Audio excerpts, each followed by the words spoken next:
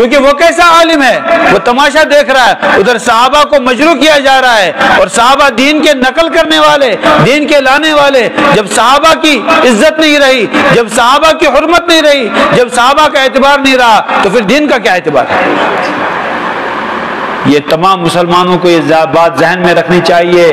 کسی بھی صحابی کے بارے میں یاد رکھو، جو بکواس کی گئی ہے تاریخ میں، وہ تاریخ کی کتابوں میں ہے، وہ کتابیں ہماری جوتے کی نوک پر ہیں، ان کو جلا دینا چاہیے ان کتابوں کو. کیوں؟ اس لیے کہ خود فیصلہ کرو.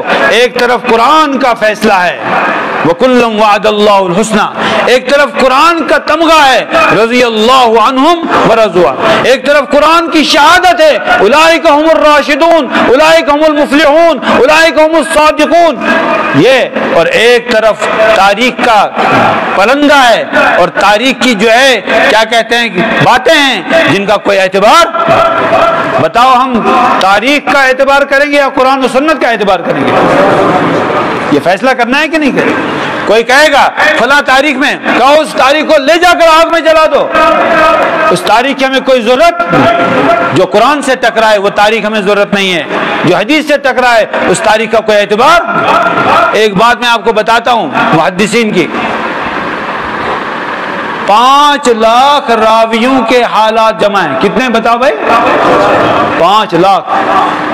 5 لاکھ روایت حدیث کرنے والے حضرات، ان کا پورا جمع ہے کہ وہ کہاں پیدا ہوا، اس کا نام کیا ہے، اس کے والد کا، والدہ کا قبیلہ کیا ہے، شاگرد کون ہے، استاد کون ہے، کہاں کہاں علم حاصل کیا، کہاں کہاں علم پھیلایا، کہاں وفات ہوئی، اور کیا کیا کتابیں لکھی، سب کچھ موجود ہے اسماء الرجال میں.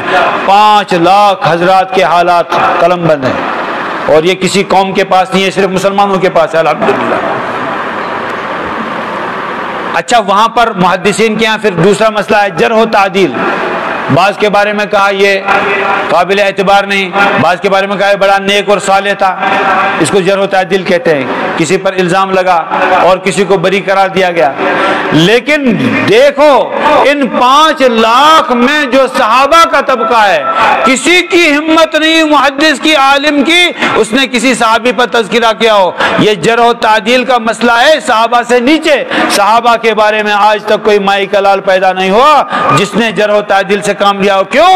کہ جن کی تعدیل اللہ نے فرمائی، جن کی تعدیل جناب محمد رسول اللہ صلی اللہ علیہ وسلم نے فرمائی، اور آپ نے فرمایا اصحابی کالنجوم، میرے صحابہ ستاروں کی مانند ہیں، بِأَيِّهِمْ اقْتَدَيْتُمْ اهْتَدَيْتُمْ، جس کی بھی تم اتباع کر لو گے ہدایت پا جاؤ گے. آپ نے فرمایا کہ جب تم دیکھو کوئی صحابہ کو برا کہہ رہا ہے تو کہو لعنت اللہ علی شرکم، تم میں جو بدتر ہو اس پر اللہ کی لعنت. ظاہر سی بات ہے جو صحابہ کے خلاف بھونک رہا ہے وہی ملعون ہے، اسی پر لعنت جائے گی. تو میرے بھائیو، صحابہ جو ہیں عدل والے ہیں، صحابہ جو ہیں ان کی تعدیل کی گئی ہے، صحابہ جو ہیں اعتبار والے ہیں، ان کو اللہ نے سند دے دی رضی اللہ عنہم. اس میں غور کیجئے ذرا، رضی اللہ عنہم، اللہ ان سے راضی ہو گئے. اللہ ان سے کیا ہو گئے؟ راضی. اور اللہ ان سے راضی، ورضوا عنہ، اور صحابہ اللہ سے راضی ہو گئے. ذرا غور کیجئے، اللہ کو کیا ضرورت ہے کوئی اس سے راضی ہو؟ اللہ تعالیٰ سے کوئی راضی نہ ہو تو اللہ کا کچھ بگڑے گا؟ نہیں. دیکھو یہ محمد صلی اللہ علیہ وسلم کے ساتھی ہیں، یہ صحابہ ہیں. فرمایا کہ ان کے راضی کرنے کا میں بھی اہتمام کرتا ہوں، ان کا دل خوش ہو جائے. اسی لیے خطبے میں پڑھتے ہیں، خطبے میں کیا پڑھتے ہیں؟ اللہ اللہ فی اصحابی، اللہ سے ڈرو. اللہ کے نبی صلی اللہ علیہ وسلم کا ارشاد ہے اللہ سے ڈرو. ترمذی شریف کی حدیث ہے کہ اللہ سے ڈرو، اللہ سے ڈرتے رہنا. میرے صحابہ کے متعلق